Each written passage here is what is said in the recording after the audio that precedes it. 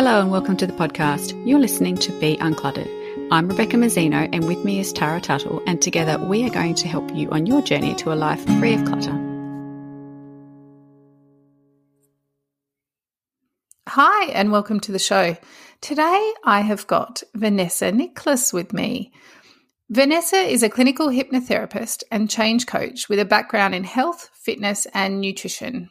Through her business, Mind Body Clinical Hypnotherapy, she helps others to rewire your thought patterns, create new stories, and make changes in lives around anxiety, weight loss, and self-esteem. Today, I want to talk to Vanessa about New Year's resolutions because it is that time of the year and how our limiting beliefs or our negative self-talk might get in the way of us actually achieving them this year. So welcome to the podcast, Vanessa. Thank you. Lovely to be here. It's great to have you. And it's that time of year when everyone is thinking about the new year and the infamous New Year's resolutions. And the start of 2021 is just a few days away. And after a pretty horrendous 2020 for most people, I think, plus then, all the standard bad habits we kind of accumulate over Christmas, silly season, it seems like a really good chance for a fresh start. And I'm a big fan of setting goals and resolutions around the New Year period. But what are your thoughts? Do you think New Year's resolutions are good or bad or helpful or unhelpful? What's your take on them? I absolutely love them personally, but I can see both sides of them. So I can think they're very positive if you use them in the right way. On the other side of that, I think they can be quite overwhelming, and they can put you into a state of feeling, a little bit of a failure. You're not good enough, or another year that haven't been able to stick to that. I think it's all to do with how you set them, whether you know how to set them, whether you know why you want to set them, and how you take action, which makes the difference of a New Year's resolution either succeeding or failing. So do you personally make them yourself? And what type of things do you make them about?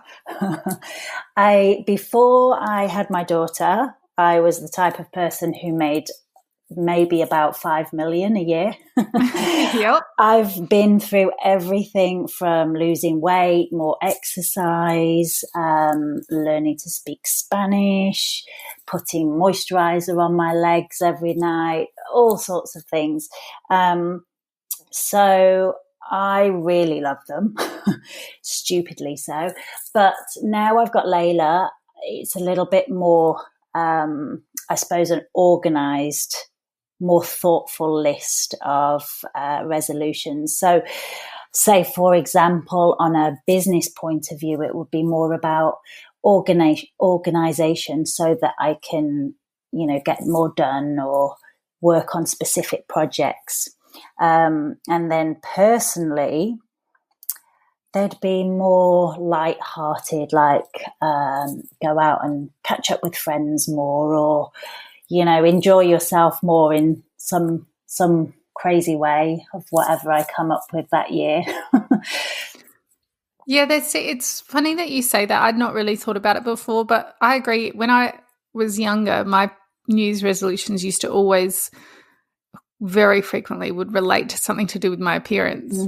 And yeah, health, fitness, probably motivated by my appearance, and, using anti-wrinkle cream, or I remember having one year where, and I laughed at the moisturizer on your legs, because I remember having a year where my New Year's resolution was to put hand cream on every night because I felt my hands were really aging.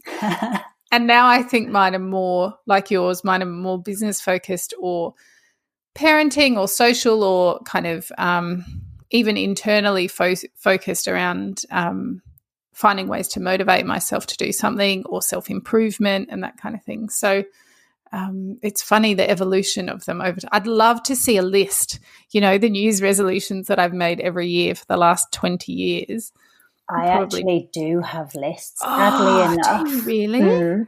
And the other year, I had a friend who used to make them. She's in the UK now, and she, I think it was only last year, she messaged me and she said, "Have you still got that list?" I was cleaning out cupboards and I found that list, and I was like, "No."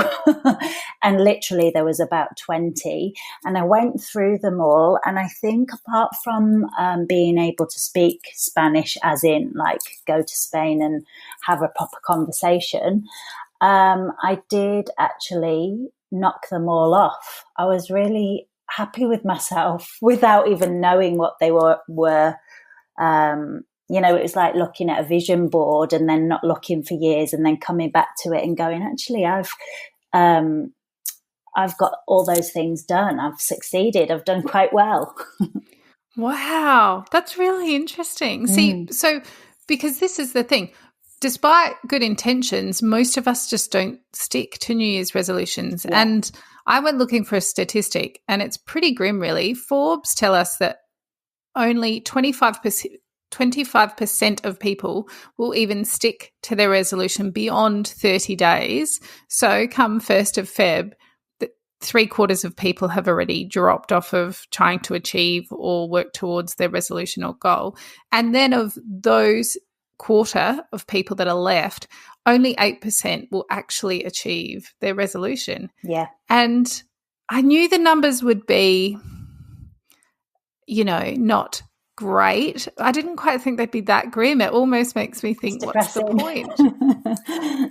Yeah, it's really sad, actually, because part of making a good New Year's resolution, as in it continuing throughout the year and making the changes that you want to make happen, is actually thinking about your life and thinking, okay, how am I going to fit this in? How am I going to change things to allow this new thing in? So, for example, one of the highest or top used New Year's resolutions is more exercise.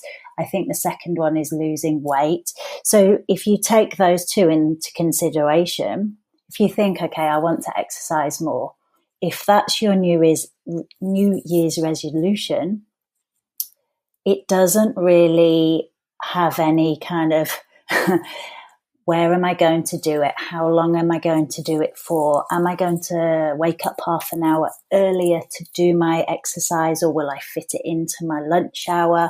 All those kind of thoughts behind it. Mm-hmm.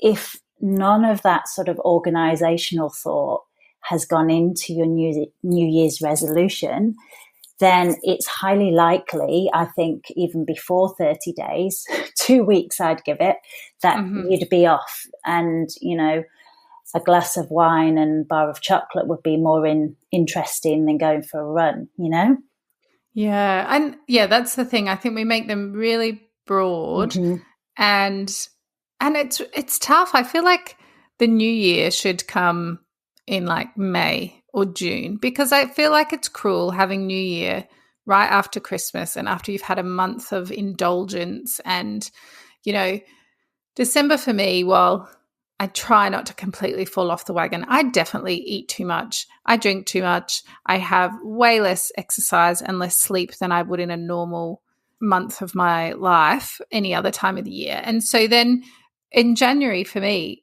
I'm always thinking about getting my health back on track because I've let it go. Where I think if I made my New Year's resolutions in May, when I've had a very normal, sensible April, I probably wouldn't be so health focused. I would probably be more focused on, reducing procrastination or, something else. But it just comes at that time where we are all looking at those big ticket or the big goals like weight and exercise and stuff like that.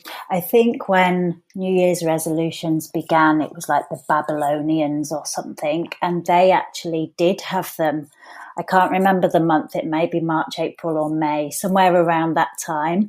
And that's when they celebrated it. So maybe you could go with the Babylonian theme. Yeah, maybe I should. I'll just change my calendar.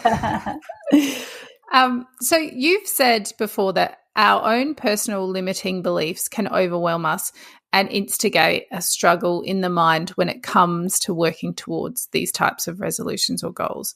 And I really want to drill down a bit further into that idea. Can you explain to us what exactly is a limiting belief? You hear the term thrown around a bit, but can you kind of break it down for us to make it easier to understand? It as being a decision that we make about ourselves that limits us. So about ourselves or our life, and things that we could do that we believe we couldn't do, for example.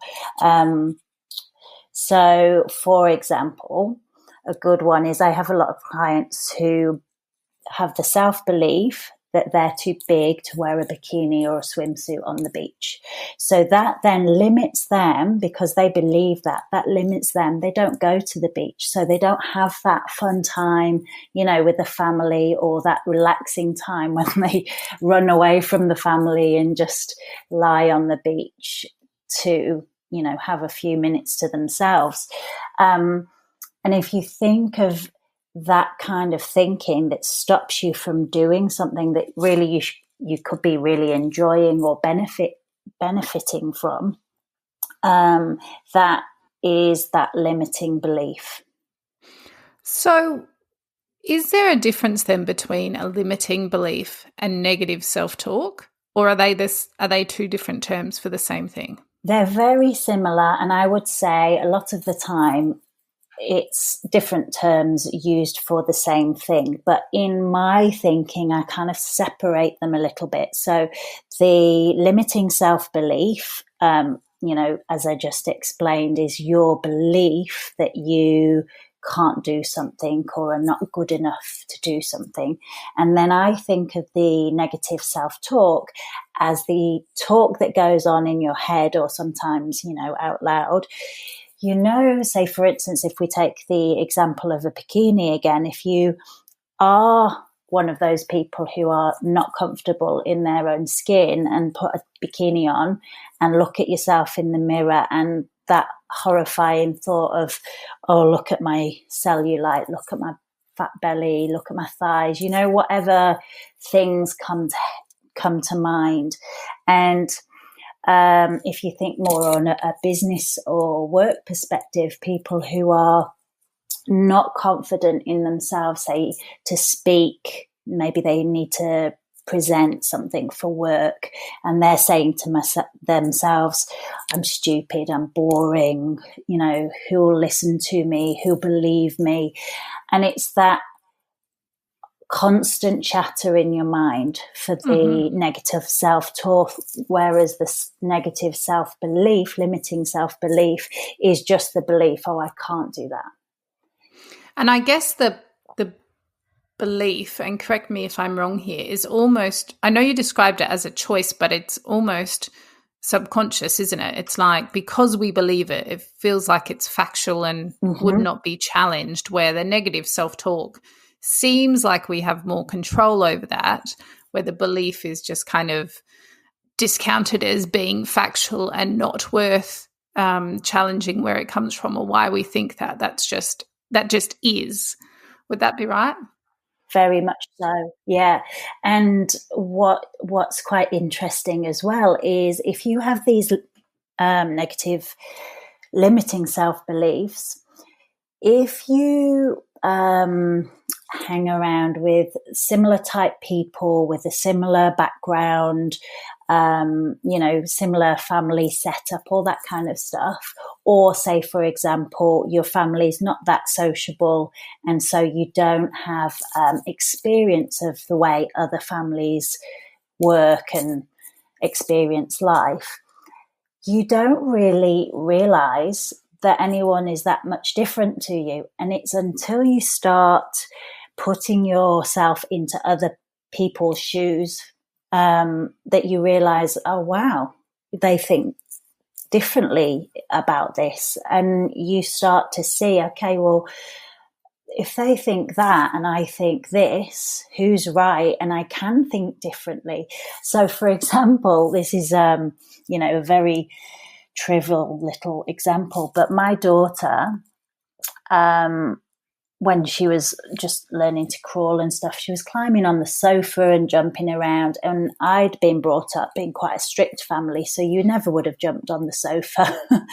Whereas Louis, my partner, was just letting her jump around the cushions, fly everywhere. And my first reaction was, get her off there. She's going to get it dirty. She'll dribble or be sick or something. And as I went to say it, something in my mind went, no, this is just a belief from me. This isn't, she's not breaking anything. She's not hurting herself. And she was laughing her head off. And I just thought, she's really having fun, So at that moment, I changed that belief and realized, okay, I don't need to live my life by the way that I've been brought up. I can pick the things that I think for myself are right and the way to be. And the other things can go by the wayside. I don't need to live by that anymore. So it was a big sort of wake up call for me, realizing that. And I don't think I'd properly realized that because, I've not been in a situation where kids were jumping over a sofa in my life, really. So you were talking about that, that kind of belief came from what you were told or experienced as a child. Is that where most of our beliefs or the patterns of negative self-talk originate? Is it from our childhood, or can it come from other sources? It comes from childhood mainly, because if you think from being a baby, the only thing you have to pick up on is the people who are around you, whether that be your parents, other family members, friends of the family, the people who are around you and the things that they're doing, and I suppose the emotions they're displaying are all being absorbed. And as a kid with such little sponges, it's unbelievable. So everything goes in, and then as these adults are continuing and repeating these patterns, that becomes our pattern too. So for example, if you don't like a certain food, so don't have it in the house, and a child never eats it, they probably will think, oh, I don't like that, because they've never eaten it, they've never tried it, when really they might love it. Those experiences you have as you grow up and the reactions of people around you, whether it be a teacher or a parent, that all creates our self-belief. For example, as well, say, for instance, if your parents were the type of parents who were like, oh yeah, go and climb that tree, hang from the highest thing possible, you probably don't have fear of heights. Whereas if your parents were a little bit more worried about you falling and tripping and stuff like that, and didn't want you to go so high, you probably will have a little bit more fear around that than the person who had been told to, leap from the orchards. Yeah, right. Well, so when you were using the example of your daughter on the couch, you had the thought and then obviously caught that belief before it turned into you vocalizing your thoughts on that.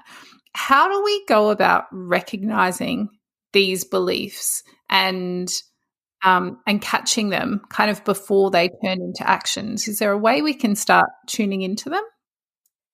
I think the most important thing is actually realizing that you can have them, and then almost thinking of yourself being, like a little fairy.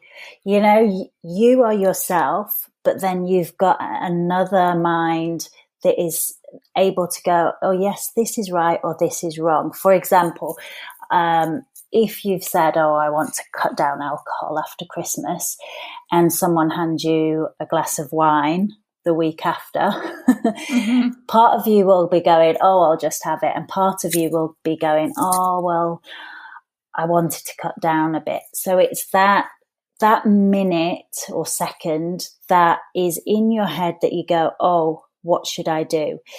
And it's relying on the good fairy to say, cutting down is what you wanted to do. It will give you X, Y, Z results, and sticking to that rather than just giving in to the bad fairy and going, okay, I'll have a bottle of wine now. Yeah, right. Oh, that's interesting. So I guess it's just about being really mindful of your thoughts as they happen, as they occur. And I guess maybe even looking retrospectively, if you've behaved or done something or said something in a certain way, and you take the time to look back at that and think, well, why did I behave in that way? Yeah. I think thinking of it emotionally as well, as in, what emotions are there when it's happening or afterwards. So with food or drink, you usually eat or drink too much and feel terrible the next day. Or in the example that I gave of Layla jumping on the sofa, that minute just before, thinking of the emotion of it, and I felt myself that emotion of my mum telling me off and, not being able to play. But at the same time, I could hear her laughter and see a little face, so excited to be jumping around. And it was like, that sliding door moment, pick the happiness or pick the sadness. And I went for happiness. Oh, it's pretty powerful, really, when you think about it, isn't it? Because I feel like so much of my life I walk through completely oblivious to the beliefs that are informing my actions. And the idea of just a moment's pause to interrogate what belief is driving the action could set you on a completely different path. And certainly with parenting as well, I think for me, that's when I catch myself because I've said something and I sound like my parents. And that's when I go, oh my gosh. When I was a kid, I couldn't stand it when my mum said that to me. And now I'm saying the exact same words to my children, and they're looking at me the way I used to look at my mum. And it's at that point I'm like, oh, okay, why? Where's this come from? And do I believe? And some of it is just that I was a kid and I wanted to do something risky, and my mum was risk averse. And now that I'm a parent, I'm probably risk averse too, to a certain extent, and trying to keep my kids safe. So there are some things that I'm like, well, no, that was good. It's a good lesson. It's probably a good belief to have. But there are other things that I think are just so ingrained. I've never even contemplated challenging them. So Yes. And it comes from, we have a part of our brain, the oldest part, which is the reptilian brain, that is made to keep us safe. So it's basically in fight and flight syndrome, if something happens, say for instance, going too close to a high edge or something like that, we are wired to keep ourselves safe, and obviously to keep our kids safe. You don't want them to fall off and hurt themselves. So in those circumstances, we are quite right to stay safe and, be careful and all that kind of stuff. But that reptilian brain is so old and so, far back in the ages. We've advanced so much that it almost keeps us hemmed in, and we are sort of caged in a little bit by it becoming a little bit too, what's the word? I suppose smothering, and it's then that we have to understand, okay, then this could be my reptilian brain trying to keep me safe. For example, with the New Year's resolutions, it's usually that you want to do something different, whether it be give something up or exercise more. So your reptilian brain will go, oh, well, I'm used to, lying in bed till 9 o'clock every morning. I don't want to get up at 6 a.m. to jog. And that part of your brain is so strong and so old, from being there from day dot.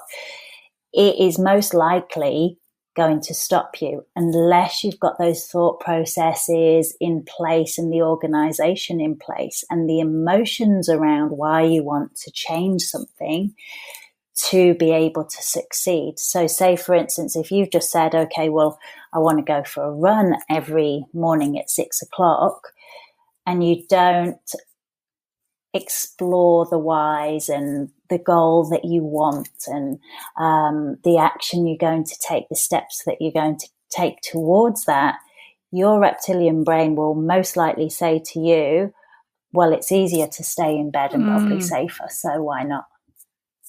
And because it's just an ingrained part of our brain, we're more likely to go with that unless we take the steps to kind of step outside of it.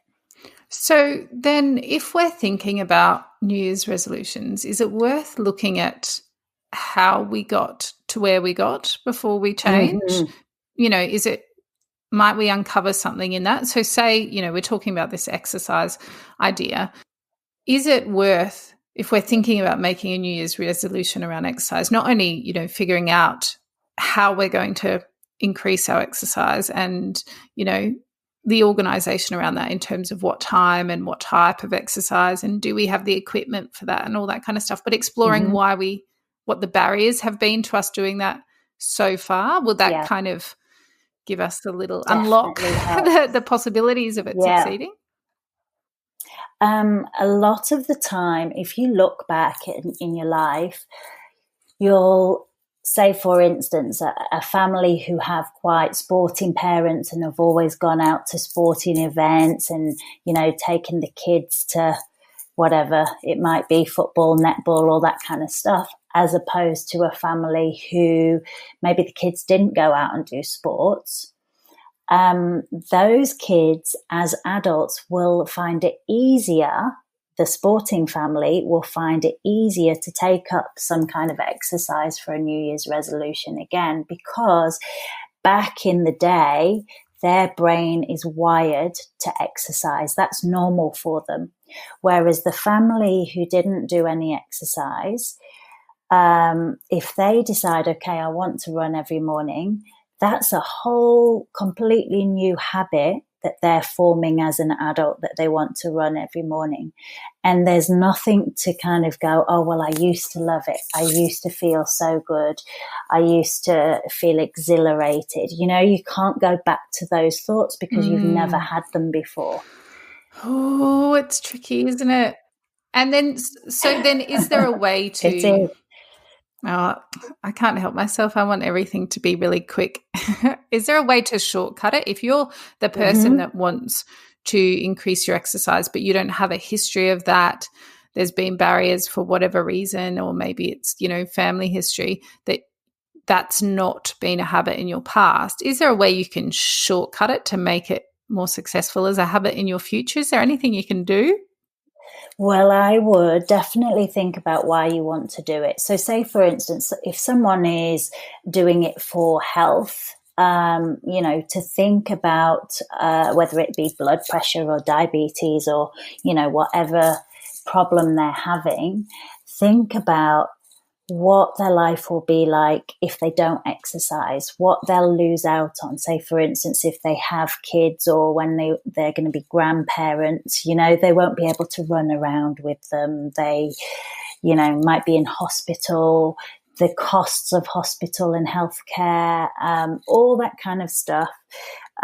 Even so much as the clothes that you want to wear, you know, do you want to wear plus sized clothes? Do you want to have to pay for an extra seat on a plane because you can't fit in between the two little handrail things? What are they called? Yes, those. You know, if you think a little bit more deeply into it all, it becomes more emotional to you. And as soon as you get the emotions involved, things start changing.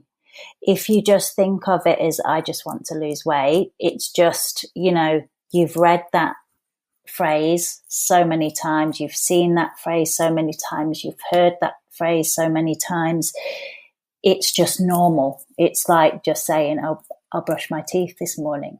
You've got to bring the emotions in and change it, make it really real to you and make you feel the difference. Yeah, right. So you got to really tap into that why and get attached to the outcome to kind of motivate you through I think that's why vision boards were so good in their day. I know they've come back in some respects, but having a visual reminder of what you're trying to achieve, I think is sometimes far easier than trying to conjure up the picture in your head of what you're trying to get to, whether it's having a garden with, beautiful apple trees and olive trees and, growing your own kale. If you have a picture of that you can readily call up, not just in your head, but something you can see, especially if you're a more visual person, I feel like it sparks something where if you're always trying to internally motivate yourself and regenerate the image in your head of where you want to be in, especially when they're long-term goals, 6 months, 12 months time, sometimes having that visual reminder can be. Definitely.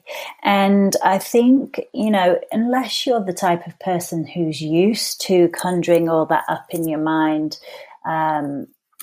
visualizing it and bringing the thoughts and feelings around about it, I think literally we've all got so much on that we forget to do it. It's like a minute in the morning that you should be doing it. And then if you've forgotten it, that minute's gone and your head is elsewhere.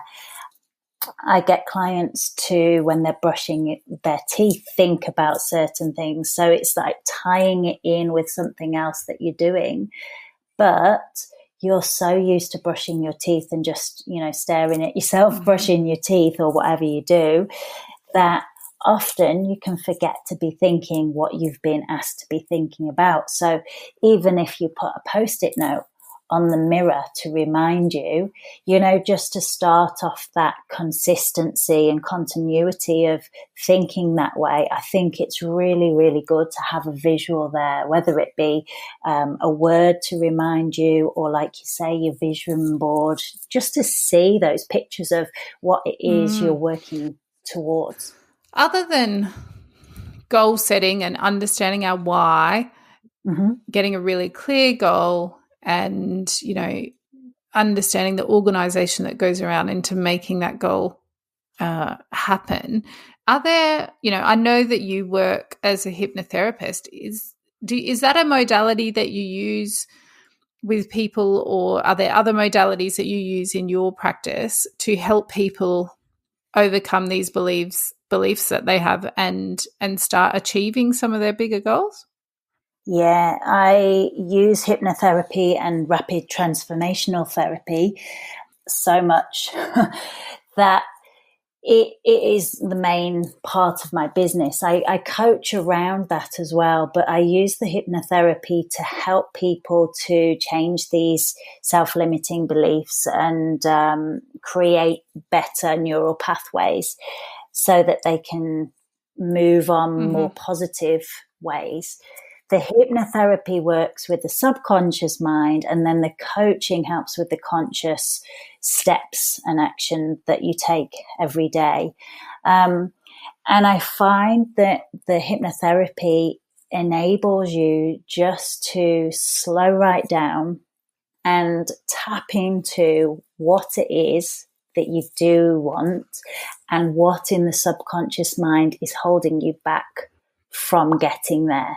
So sometimes with my clients, they can say, with the example of the exercise and losing weight again, they can say, well, I don't know why I can't do it, or I don't want to do it, or it's not happening. And we'll go back in the hypnotherapy session and they'll come up with a time in their life that in their conscious mind they'd forgotten completely about. But then when we go back in the hypnotherapy, it's a real thing. They're not making it up. It's just that they haven't thought about that particular thing for so many years that it's just almost not a memory anymore. And when they pinpoint that thing, it might be, you know, being told off when they were at school for not getting the right grade, or not being given certain food, or, you know, a reason why related to what they're trying to change.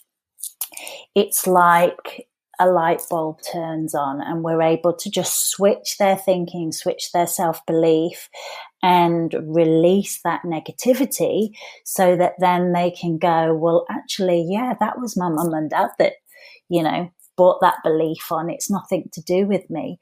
But because they couldn't really remember that or link that up in their conscious mind, it was causing a problem, an ongoing problem. So that's where the hypnotherapy really helps.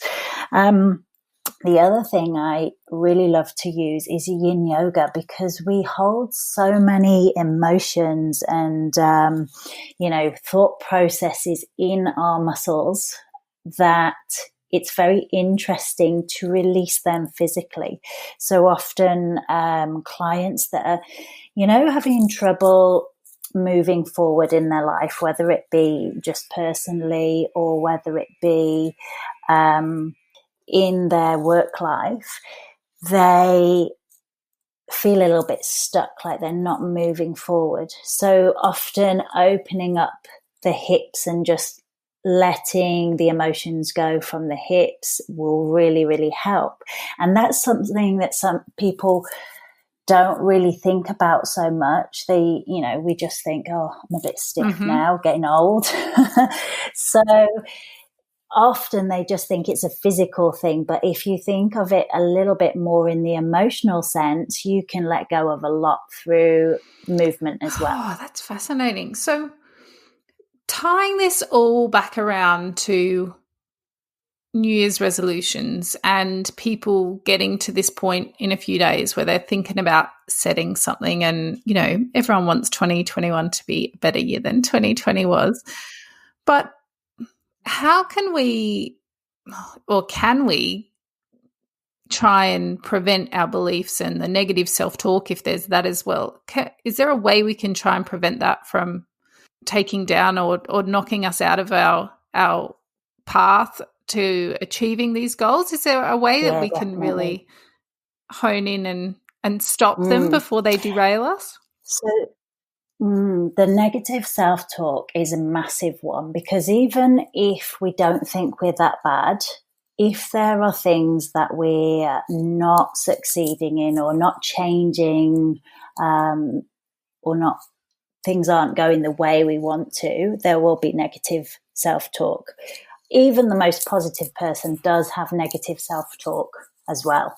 So if you work on that to start off with, and literally you can just look in the mirror and go, actually, I'm amazing. You know, you can, if you've got kids, you are amazing because you're still alive. You've had, you know, sleepless nights, worry, all that kind of stuff. And if you're still standing, you are amazing. If you have a job, you're amazing. If you don't have a job, you're amazing for coping with not having a job.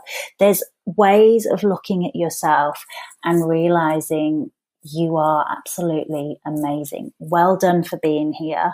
Well done for being me. Like, acknowledge that you're a kind person or a happy person or a fun person, however you are, even if you're a very introspective, quiet person, you know, there are positives. A lot of people who are like that don't think they're fun, but they can be the most interesting. Like, you know, you talk to someone who doesn't talk that often to other people, and they often are the most intelligent, amazing minds that you can find out about. So everybody has got something that is good about them, and I think that we don't acknowledge ourselves enough for that. So that helps with the negative self-talk. And also, if you think of almost having those two fairies, the good fairy and the bad fairy, and if you start to think, oh, you know, I'm not very good at that, or, oh, I wonder if this is good enough, you know, let that little good fairy come up and go, well, actually, it's not that bad. Get that bad fairy out. That's the old reptilian brain. It doesn't need to save us right now. We can do this, and talk to yourself a little bit like that. And I think being aware that negative is very normal allows you to lean into it a little bit and sort of question a little bit, okay, well, why am I stopping myself from doing this? Where is this fear coming from? And then in turn, you can look back, okay, when I grew up, I was scared of dogs because a next door dog jumped up and nearly bit me or something like that. You can look back and see where it came from. And then that brings that emotion into it, which causes that light switch to switch on and go, okay, I get where it's coming from. And obviously, if you can't get to that point, there are people out there like yourself that can help us get to that point. If you can't figure out why you're getting stuck despite your best efforts, and you've looked back and you've assessed and you can't find a trauma or a trigger or a memory that has kind of informed those beliefs, I guess you can seek help for to find other pathways to try and discover those. Most definitely, because sometimes, a lot of the time we kind of think, oh, well, it must be something massive, you must have gone through a massive trauma. I know when years ago I tried to meditate, and I think a lot of people have the same kind of problem when they start, and you think it's going to be some sparkling, shimmery, I don't know, like you're on drugs or something experience, and then you just sit there and go, oh, I can't do Very it. well, I know that feeling. And that expectation of something amazing and then it not happening, you kind of think, oh, well, I must be doing it wrong, I'm bad at it, Whereas if you allow yourself just to feel and experience and understand where things are coming from, understand yourself and your thought processes, then you start to realize what actually is going on. That maybe it was something that at the time seemed insignificant, but that has stuck with you. Yeah, exactly. And, it could be somebody who's scared of doing a presentation in front of people at work or public speaking or something like that. And once upon a time back in the day, when they were at daycare, one kid said to the other, your mum's not coming to pick you up. It could be totally not related in your conscious mind, but your subconscious mind had gone, oh, I can't get up and say, whatever it is I need to say. So if you can understand that it's not always really simple to pick up and obvious, and it doesn't have to be a massive big thing. It can be the most insignificant thing in your conscious mind that could just be holding you up from being able to go ahead and meet your dreams. Then once you realize that and you can go and get some help, it makes all the difference. Even, us as coaches and hypnotherapists, sometimes the things that we're stuck on, it takes going to another therapist to kind of go, have you thought of this? And as soon as someone says it, you're like, oh, yeah, okay, I get it. And sometimes it's just having someone else's eyes look on the situation and just pick up on different little aspects that makes all the difference. Okay, so for a takeaway for people going forward that are setting their New Year's resolutions, and hopefully this year taking a bit more of an in-depth look into what has prevented them from succeeding previously, what's held them back in the area that they're trying to improve. One last tip that I would suggest, and look, we've done podcast episodes in previous years, Beck and I, on New Year's resolutions, and so if you want something really specific, you can go back to previous years and have a listen to those. But one of the things I always think that makes a huge difference is making sure your goal or your resolution is measurable. Because for me personally, and I know for a lot of people, that's a way to get demotivated really quickly. So if your goal is simply to lose weight, but you don't set a kilo amount, or you don't set a kilo amount by a certain date, so maybe you want to lose 2 kilos by the 20th of January, that you can work towards, that you can measure, and you can see if you're getting closer to success or not. If you just say, I want to lose weight, well, technically, if you go to the bathroom in the morning, you've lost weight. Is that goal achieved? And then move on with the rest of your year. So I think it's really important to, whether it's the kilo amount, or if you want to save money, how much do you want to save, or how much are you going to try and put away, and how often?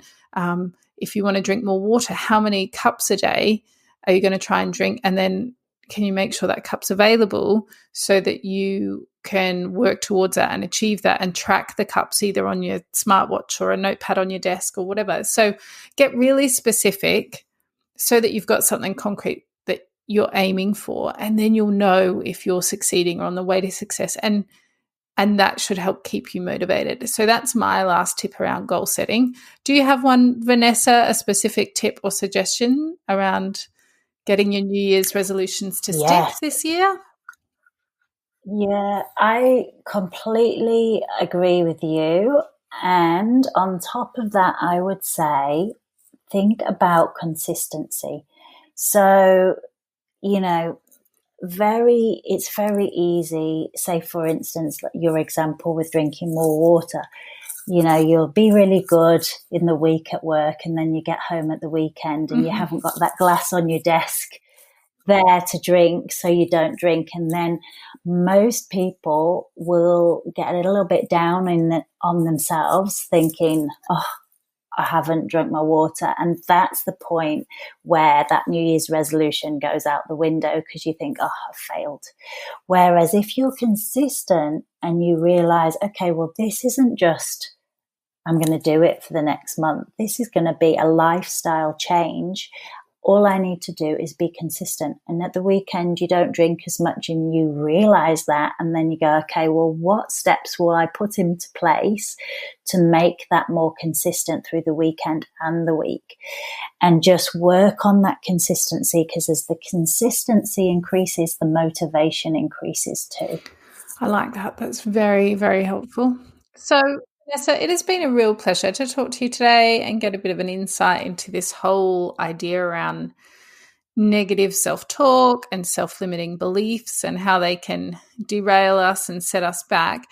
If our listeners would like to find out more about you and your practice and all the things that you get up to, where can we find you online? I'm at www.mindbodyclinicalhypnotherapy.com, and I'm on Facebook at Mind Body Clinical Hypnotherapy, and Instagram mind_body_hypno. Awesome. That is brilliant. We will have the links to all of Vanessa's sites and her handles for her social pages in our show notes this week. So if you miss them, you can head to our show notes page on the website and click on through. And we would love to hear if you're setting New Year's resolutions, if you failed in the past, what you're going to do differently this year. Come and join us in our Be Uncluttered Facebook community and share with us what you're thinking of doing this year. Maybe we could be your accountability group and keep each other on track. I'll have to come up with a good one that I can share in there and try and stick to. So thank you so much for being with us, Vanessa. Thank you. And we will be back with you all next week. Thanks for joining us. We'd love it if you'd leave a review or tell all your friends about us so that they too can be uncluttered. If you'd like to connect with us, you can find us at beuncluttered.com.au or on social media or on our own websites at clearspace.net.au and basklifecoaching.com.